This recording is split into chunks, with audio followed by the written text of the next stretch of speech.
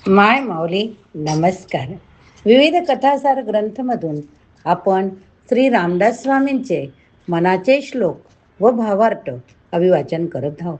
लाभ घ्या, लाभ द्या. चला तर सुरुवात करूया. श्लोक 1 ते 5. श्री गणेशाय नमः. श्री समर्थाय नमः. जय जय रघुवीर समर्थ. जय जय रघुवीर समर्थ. गणेश शारदा वंदन. गणेश शारदा वंदन. गणाधीश जो ईश सर्वा गुणांचा, मुळारंभ आरंभ तो निर्गुणाचा. नमो शारदा मूळ चत्वार वाचा, नमो पंथ आनंत या राघवाचा. इंद्रियांचा स्वामी, सर्व गुणांचे अधिष्ठान, निर्गुणाचा आरंभ असणारा मूळ पुरुष असा जो गणेश, त्यास चारही वाणीचे मूळ असणारी शारदा, या दोघांना नमस्कार नमस्कार. अनंत ईश्वराच्या दर्शनाचा मार्ग मी समजावून देतो.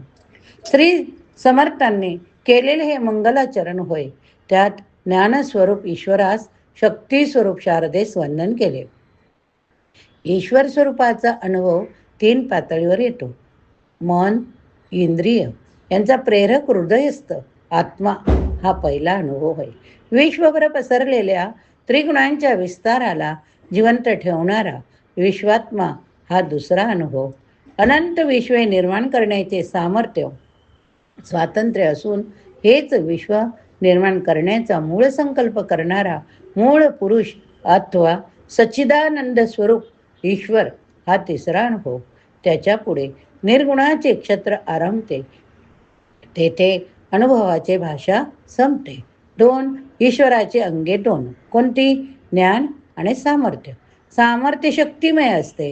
परा, पश्यंती, मध्यमा, वैखरी या 4 वाणींच्या रूपाने माणसात ते प्रगटते. ग्रंथकाराला ग्रंथरचनेसाठी दोन्ही अंगाची आवश्यकता असते. ओंकार रूपाने सर्वागती व्यापून राहणारी शारदा सर्व मानवी कर्तव्याचे मूळ आहे.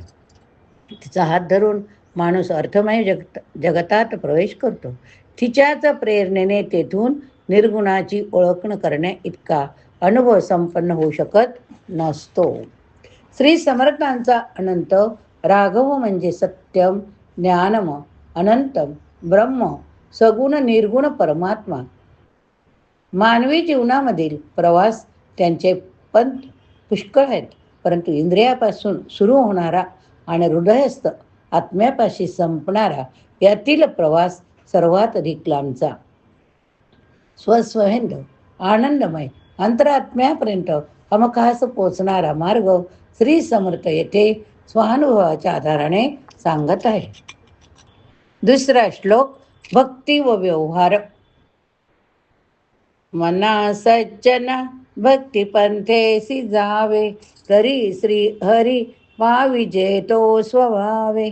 जनी निंद्यते सर्व सोडोनी द्यावे, जनी वंद्यते सर्व भावे करावे. सज्जना मना, तू भक्तीच्या मार्गानेच जा. भक्ती मार्गाने गेल्यास तुला ईश्वराचे दर्शन आपोआप होईल. समाजघातक सारी कर्म तू सोडून दे व समाजहिताची सारी कर्म तू अगदी मनापासून कर. मुळात जीव हा खरा ईश्वराचाच होय, पण दोघांमध्ये दुरावा निर्माण झाल्याने जीव ईश्वरास विसरला. भक्ती हा दुरावा नाहीसा करते. जीवाला ती भगवंताच्या समीप नेते, त्यांचे दर्शन करून देते. त्या दर्शनातून जीवाला आत्मज्ञान प्राप्त होते.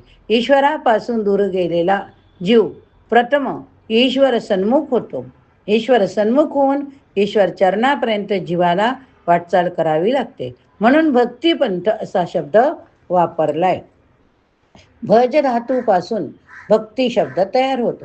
भक्ती म्हणजे भजन, भजन म्हणजे भगवंताचा रस चाकणे. भगवंताच्या लीला, गुण, महिमा, रूप इत्यादी पुन्हा पुन्हा आठवून कथन करून त्यांचा रस घेणे याचे नाव भजन अथवा भक्ती. भगवंताचा रस घेण्यास, योग्य असे मन तयार करण्यास देहाची कर्मे शुद्ध पवित्र असलीच पाहिजेत, असा श्री समर्थांचा कटाक्ष आहे. श्लोक 3. प्रभाते मनी राम चिंतित जावा, पुढे वैखरी राम आदी वदावा. सदाचार हा थोर सांडू नये तो, जनी तोचितो मानवी धन्य होतो.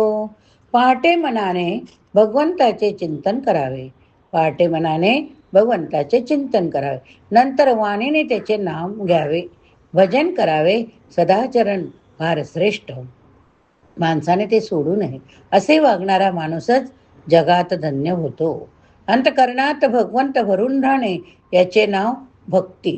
रात्रीची झोप संपून पहाटे जाग आल्यावर आपले मन प्रसन्न असते. त्यावेळी आपण भगवंताची अथवा आपल्या सद्गुरूची मानसपूजा करावी.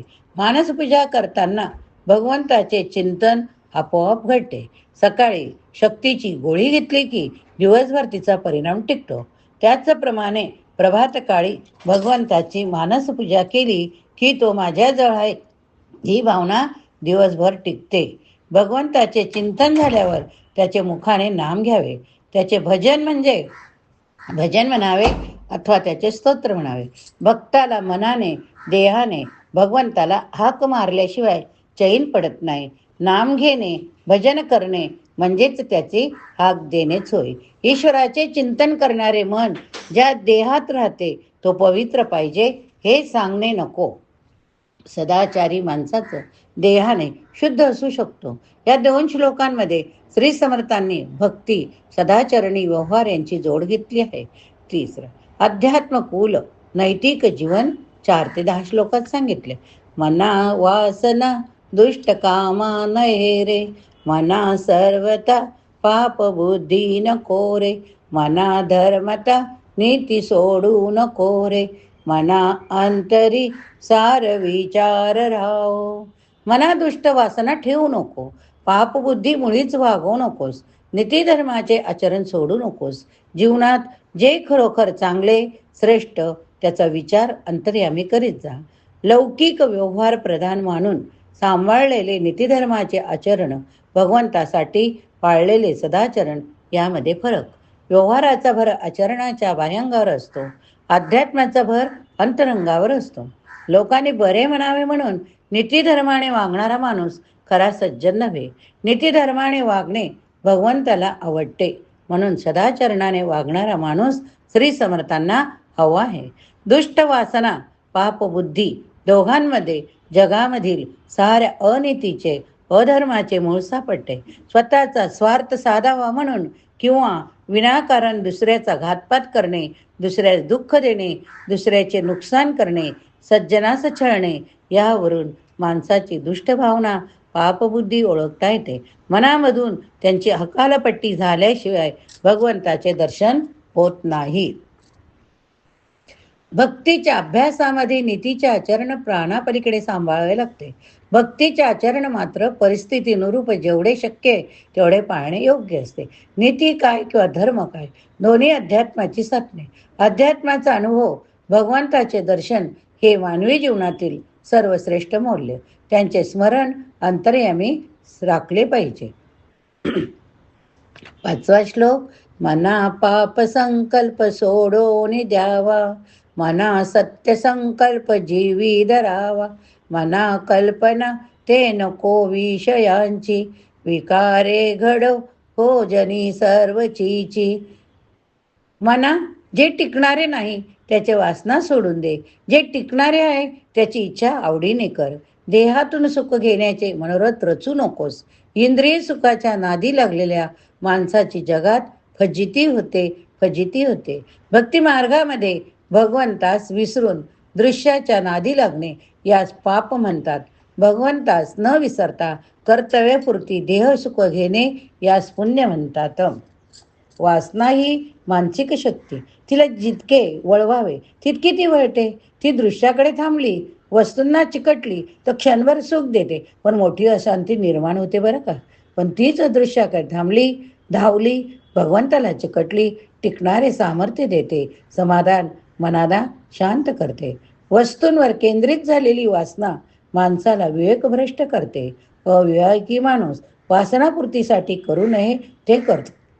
त्यामुळे समाजात त्याची किंमत उरत नाही. या ठिकाणी आपण मनाचे श्लोक श्री समर्थांचे 1 ते 5 श्रवण केले. जर तुम्ही श्रवण केले असेल तर बोला जय जय रघुवीर समर्थ, जय जय रघुवीर समर्थ. आणि तुमची प्रतिक्रियेत जय जय रघुवीर समर्थ लिहायला विसरू नका. जय श्रीराम.